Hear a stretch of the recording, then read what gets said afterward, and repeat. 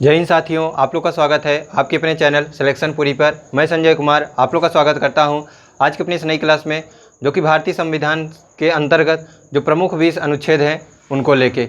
इसके पहले भी हमने 2 क्लास ली है और दोनों में जो है 20-20 प्रमुख अनुच्छेद जो हैं उसको बताए हैं। अगर उससे आप लोगों ने अभी तक नहीं देखा है तो उसे एक बार अवश्य देखें, फिर इसको देखें, जिससे क्रम वाइज जो है पूरा जो आर्टिकल है जो एग्ज़ाम में बार बार पूछे जाते हैं वो जो है याद हो जाए। इसके पहले हमने जो है 4 भाग को पढ़ाया था। कौन कौन सा? पहला था संघ राज्य क्षेत्र के बारे में दिया था, दूसरा था नागरिकता के बारे में, तीसरा था जो है मौलिक अधिकार के बारे में, चौथा दिया था कौन सा था? वो था नीति निर्देशक तत्व, और जो कि पाँचवा जो है वह है संघ के बारे में। संघ के बारे में जो अनुच्छेद है वह कहाँ से प्रारंभ होता है? तो अनुच्छेद 52 से प्रारंभ होता है। अनुच्छेद 52 में क्या दिया गया है कि भारत का एक राष्ट्रपति होगा। अनुच्छेद 53 में क्या दिया गया है कि संघ की कार्यपालिका शक्ति जो है वह राष्ट्रपति में निहित होगी। अनुच्छेद 54 में क्या दिया गया है? जो राष्ट्रपति के निर्वाचन मंडल है उनके बारे में दिया गया है। अनुच्छेद 55 में दिया गया है राष्ट्रपति के निर्वाचन की रीति, अर्थात राष्ट्रपति का निर्वाचन किस पद्धति पे होता है, तो किस पद्धति पे होता है? जो अप्रत्यक्ष निर्वाचन प्रणाली के आधार पर राष्ट्रपति का जो है चुनाव होता है और कैसा रहता है? आनुपातिक प्रतिनिधित्व एकल संक्रमणी पद्धति के द्वारा होता है। उसके बाद 56 में क्या दिया है कि राष्ट्रपति का जो है कार्यकाल कितना होगा। फिर 57 में क्या दिया गया है कि राष्ट्रपति की पदावधि दोबारा यदि राष्ट्रपति जो है चुनाव लड़ना चाहता है तो उसकी अर्हताएँ क्या है। फिर अनुच्छेद 60 में क्या दिया गया है? राष्ट्रपति का जो है शपथ और प्रतिज्ञान दिया गया है। अनुच्छेद 61 में क्या दिया गया है? राष्ट्रपति पर जो है महाभियोग का वर्णन किया गया है। अनुच्छेद 63 में क्या दिया गया है कि एक उपराष्ट्रपति होगा भारत का। अनुच्छेद 64 में दिया गया है कि राज्यसभा का जो सभापति होगा वह कौन होगा? वह राष्ट्रपति होगा, जिसे उसी राज्यसभा के सभापति के रूप में उसे क्या मिलता है? वेतन मिलता है। राष्ट्रपति को जो है उसके वेतन जो है राष्ट्रपति के लिए नहीं मिलता है, उसे किस रूप में मिलता है? सभापति के रूप में मिलता है। उसके पश्चात अनुच्छेद 69 में हमने देखा था क्या था कि जो राष्ट्रपति उपराष्ट्रपति है उसके शपथ और प्रतिज्ञान का जो है वर्णन दिया गया है। राष्ट्रपति, उपराष्ट्रपति और राज्यपाल का जो है शपथ का वर्णन अनुच्छेदों में दिया गया है, किंतु अन्य जैसे मंत्री हुए और प्रमुख अधिकारी हैं उनके शपथ का प्रावधान जो है भाग 3 में दिया गया है। और यदि उसके पहले बात की जाए प्रमुख अनुच्छेद की, तो जैसे नीति निर्देशक तत्व में हमने देखा था कि अनुच्छेद 39 में जो है सामान्य कार्य के लिए जो है वेतन के बारे में दिया गया था। अनुच्छेद 40 में जो है क्या दिया गया था कि जो है ग्राम पंचायत का गठन के बारे में दिया गया था। अनुच्छेद 41 में दिया गया था कि काम पाने का अधिकार। 42 में दिया गया था काम जो हो न्याय संगत हो, और 43 में दिया गया था कि निर्वाह मजदूरी। 44 में क्या दिया गया था कि समान सिविल संहिता कोड, जो कि सिर्फ एक राज्य में अभी लागू है, वह कौन सा है? तो गोवा है। उसके पश्चात 55 जो है हमने उसके पहले देखा था कि उसको निष्कासित करके क्या कर दिया गया था? अनुच्छेद 21 का में जो है 86वें संविधान संशोधन अधिनियम 2002 के द्वारा जो है उसे क्या बना दिया गया? मौलिक अधिकार। तो और उसके बाद 47 में हमने देखा था क्या कि जो मनुष्य से संबंधित है कि उसे जो है उसका उद्धान करेगा, अर्थात उसे जो है उसके उपचार को देगा और उसके जो है मनोदशा को स्थिर करने का प्रयास करेगा। फिर उसके बाद हमने देखा था 48 देखा था कृषि से संबंधित था। उसके बाद क्या देखा था? 48 का पर्यावरण। फिर हमने 49 देखा था, क्या देखा था उसमें कि जो भारत के प्रमुख स्मारक हैं या जो भूमि जो है उनकी रक्षा करने का प्रयास करेगा। फिर हमने देखा था 50 में क्या देखा था? कार्यपालिका और न्यायपालिका। फिर 51 में देखा था कि अंतर्राष्ट्रीय स्तर पर जो है भारत क्या करेगा? शांति की व्यवस्था बनाने का प्रयास करेगा। फिर अनुच्छेद 51 देखा था। अनुच्छेद 51 में क्या देखा था? क्या था उसमें? मौलिक कर्तव्य के बारे में देखा था, जो कि भारतीय संविधान में मौलिक कर्तव्य का अधिकार नहीं था, मौलिक कर्तव्य नहीं था, किंतु जो है 1976 के द्वारा 42वें संविधान संशोधन द्वारा जो है सरदार स्वर्ण सिंह समिति के सिफारिश पर जो है 10 मौलिक कर्तव्य को जोड़ा गया, और बाद में 11वां मौलिक कर्तव्य जो है 2002 में जो है 86वें संविधान संशोधन द्वारा जोड़ा गया। और उसके पहले हमने देखा था समानता का अधिकार अनुच्छेद 14 में। फिर अनुच्छेद 17 में देखा था अस्पृश्यता का अंत। 18 में देखा था जो है कि क्या देखा था कि उपाधियों का अंत। 19 में देखा था जो है बोलने का अधिकार, कहीं घूमने फिरने का अधिकार देखा था। प्राण और दैहिक स्वतंत्रता का अधिकार हमने 20 में देखा था। 21 में देखा था जो है कि जीवन, प्राण और दही की स्वतंत्रता का अधिकार 21 में देखा था। 20 में देखा था कि अपराधियों के लिए कुछ संरक्षण दिए गए हैं।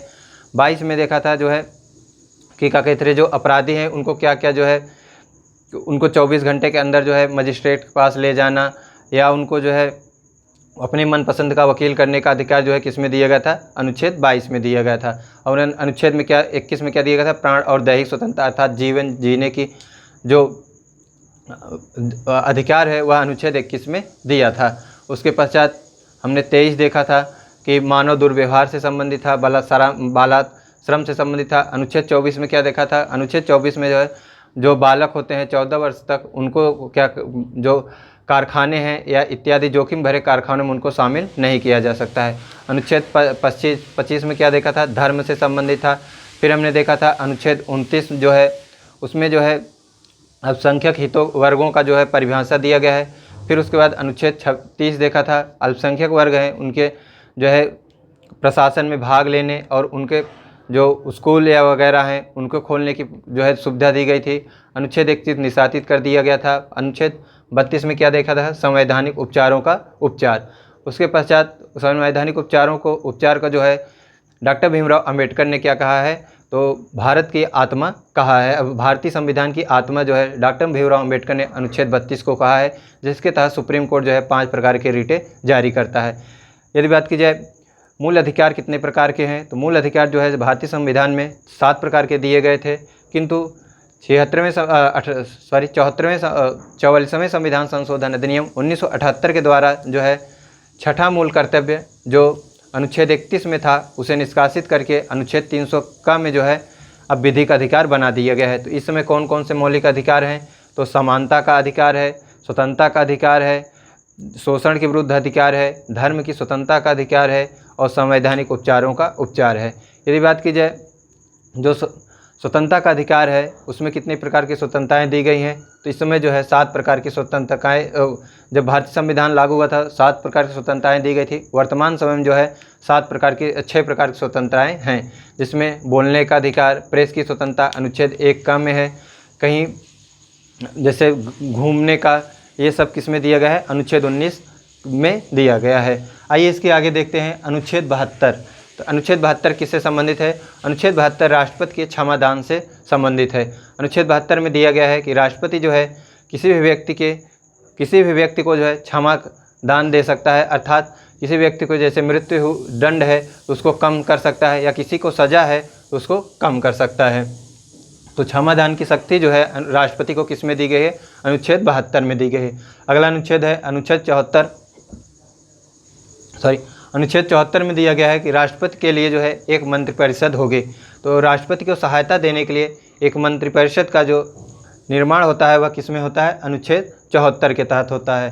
फिर अगला है अनुच्छेद 76। अनुच्छेद 76 में दिया गया है कि भारत का एक न्यायवादी होगा, अर्थात भारत का महान्यायवादी किस में उल्लेख किया गया है, अनुच्छेद 76 में।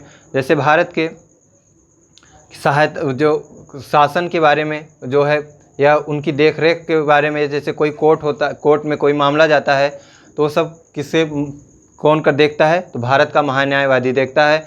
महान्यायवादी भारत के संसद का सदस्य नहीं होता, किंतु उसमें वह भाग ले सकता है, बोल सकता है, प्रश्न पूछ सकता है, किंतु उसे वोट देने का अधिकार नहीं है। तो भारत का जो महान्यायवादी होता है यह अनुच्छेद 76 में दिया गया है। अगला अनुच्छेद जो प्रमुख है वह अनुच्छेद है संसद की बात की जाए तो अनुच्छेद 79 में दिया गया है। संसद का गठन जो है लोकसभा, राज्यसभा और राष्ट्रपति के मिलके जो है बनने से जो है संसद का निर्माण होता है। तो संसद का निर्माण किससे किससे होता है, राज्यसभा, लोकसभा और राष्ट्रपति के मिलके। यदि राज्यसभा की बात की जाए तो अनुच्छेद 80 में जो है दिया गया है कि भारत के राज्यसभा का जो है वर्णन किस में दिया गया है, परिभाषा किस में दी गई है, तो अनुच्छेद 80 में दिया गया है। या बात की जाए राष्ट्रपति के तो अनुच्छेद हमने 52 में देखा था कि भारत का एक राष्ट्रपति होगा। और यदि बात की जाए लोकसभा की तो लोकसभा का जो वर्णन है वह अनुच्छेद जो है 81 में दिया गया है। यदि वर्तमान समय में बात की जाए कि भारत में जो है राज्यसभा के सदस्यों की संख्या कितनी है, तो वह जो है 50 अधिकतम हो सकते हैं। यदि लोकसभा की बात की जाए तो वर्तमान समय में जो अधिकतम हो सकते हैं वह 550 हो सकते हैं, किंतु वर्तमान समय 543 जो है सांसद चुने गए हैं। और यदि बात की जाए राज्यसभा में जो है 12 सदस्यों का राष्ट्रपति जो है मनोनयन करता है। और इसके पहले जो है जो लोकसभा होता था उसमें 2 एंग्लो इंडियन को भी शामिल किया जाता था, किंतु 104वें संविधान संशोधन द्वारा यह व्यवस्था समाप्त कर दी गई है। तो पहले जो है 552 सदस्य होते थे, किंतु अब वर्तमान समय में जो है 550 अधिकतम जो है सदस्य चुने जा सकते हैं। अगला अनुच्छेद है अनुच्छेद 85। तो अनुच्छेद 85 में क्या दिया गया है कि संसद के सत्र को बुलाना, सत्रावसान करना और संसद का विघटन करने का जो पावर है वह किसको है, राष्ट्रपति को हो। तो संसद को जो है किसी सत्र में बुला सकती है, सत्र बैठक बुला सकती है, उसे विघटन कर सकती है। तो यह जो है राष्ट्रपति को जो पावर है वह किस अनुच्छेद में दिया गया है, अनुच्छेद 85 में दिया गया है। और संसद चाहे तो जो है लोकसभा को भंग कर सकती है। तो यह किस अनुच्छेद में दिया गया है, तो अनुच्छेद जो है 85 में दिया गया है। यदि बात की जाए कौन सी सभा भंग होती है, तो जो लोकसभा होती है यही भंग होती है, क्योंकि राज्यसभा एक अस्थाई सदन है जबकि लोकसभा क्या है, अस्थाई सदन है। अनुच्छेद इसके बाद है अनुच्छेद 100। अनुच्छेद 100 में क्या दिया गया है कि जो लोकसभा का अध्यक्ष होता है वह यदि कोई बिल आता है, यदि वोट उस पर बराबर पड़ते हैं तो लोकसभा के अध्यक्ष जो है वह अपना निर्णायक मत देने के लिए जो है मतलब दे सकता है। तो निर्णायक वोट देने का जो लोकसभा के अध्यक्ष को प्राप्त है वह कहाँ किस में प्राप्त है, अनुच्छेद 100 के तहत। तो अनुच्छेद 100 के तहत लोकसभा के अध्यक्ष को जो है यदि वोटिंग होती है किसी बिल पे, तो यदि वोट बराबर है तो अपना निर्णायक मत जो है दे सकता है। फिर अनुच्छेद 108 है। तो 108 में क्या दिया गया है कि कुछ दशाओं में जो है दोनों सदनों की राष्ट्रपति जो है संयुक्त बैठक बुला सकती है। तो संसद जो है कुछ सदनों में जो है जो राष्ट्रपति है वह कुछ जो दशा हैं उनको जो है उस कुछ दशाओं में जो है संसद की दोनों सदनों की बुला सकता है, किंतु जो इसकी बैठक के जो अध्यक्षता करता है वह लोकसभा का अध्यक्ष करता है। यह किस में दिया गया है, यह अनुच्छेद 118(1) में दिया गया है। दिया क्या गया है, 108 में दिया गया है कुछ दशाओं में जो है राष्ट्रपति जो है वह लोकसभा और राज्यसभा के दोनों के सदन को जो है एक साथ बैठक बुला सकती है, किंतु जो अनुच्छेद 118(1) के तहत दिया गया है कि इसकी अध्यक्षता जो है लोकसभा का अध्यक्ष करेगा। अगला अनुच्छेद है अनुच्छेद 110। तो अनुच्छेद 110 में क्या दिया गया है, धन विधेयक की परिभाषा दी गई है। तो अनुच्छेद 10 में दिया गया है धन विधेयक की परिभाषा। अगला अनुच्छेद जो प्रमुख है वह है वार्षिक वित्तीय विवरण।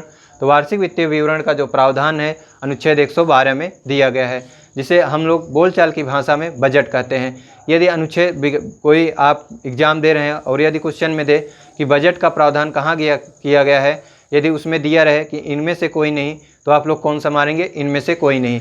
यदि इनमें से कोई नहीं दिया है तब आप लोग जो है अनुच्छेद 112 को मारेंगे।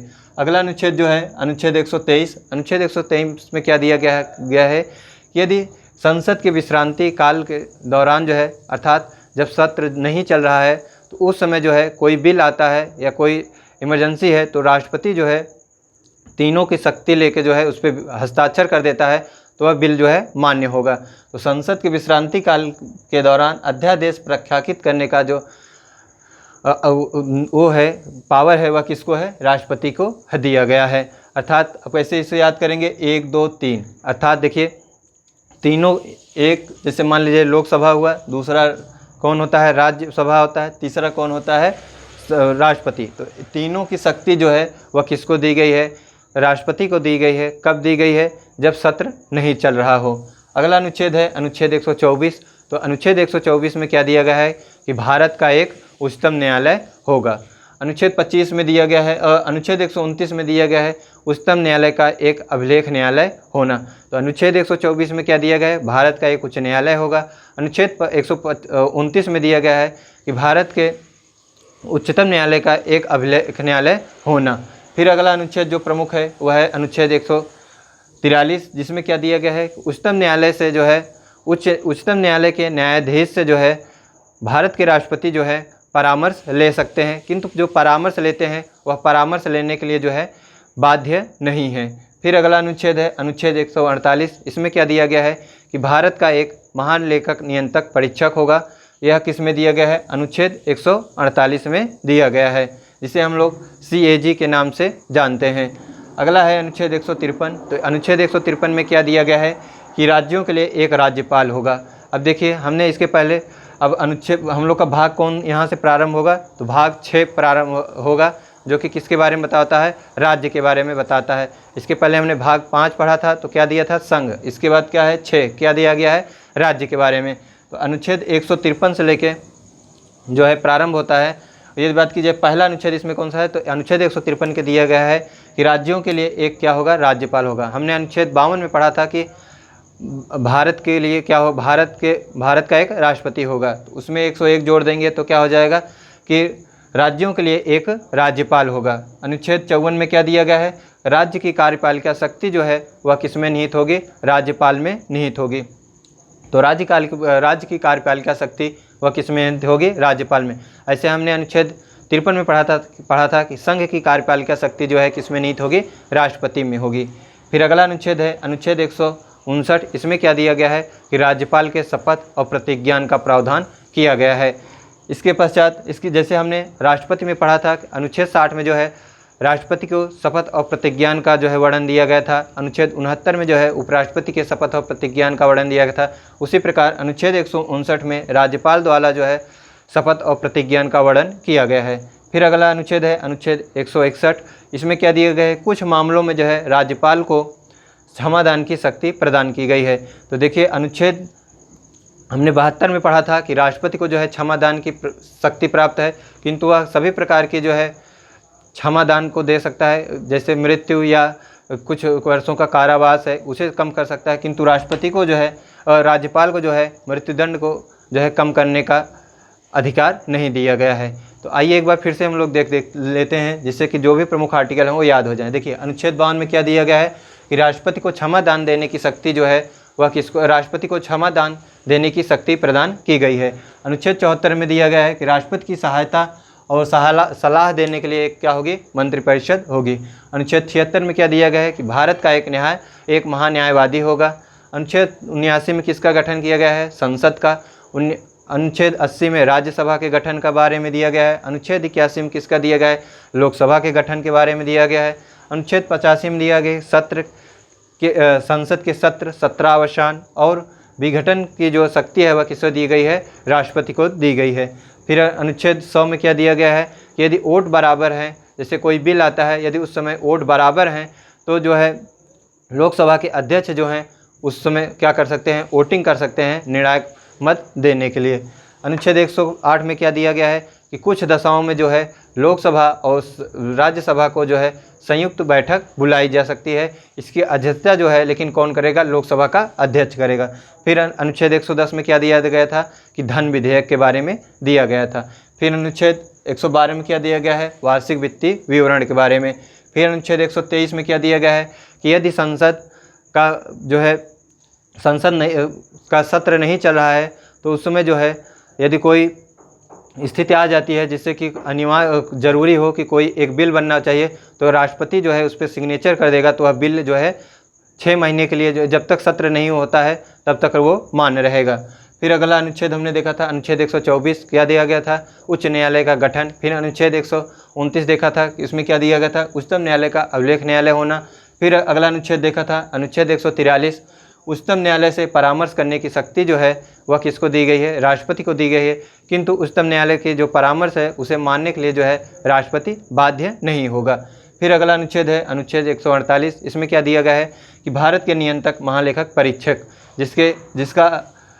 जिसे हम लोग क्या कहते हैं? कैग के नाम से जानते हैं। यदि वर्तमान समय में बात की जाए कि भारत के नियंत्रक महालेखक परीक्षक कौन है, तो गिरीश चंद्र मुर्मू हैं।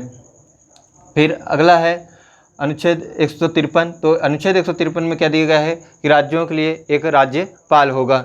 अगला अनुच्छेद है अनुच्छेद 154। अनुच्छेद 154 में क्या दिया गया है कि राज्य की कार्यपालिका शक्ति जो है किस में निहित होगी? राज्यपाल में निहित होगी।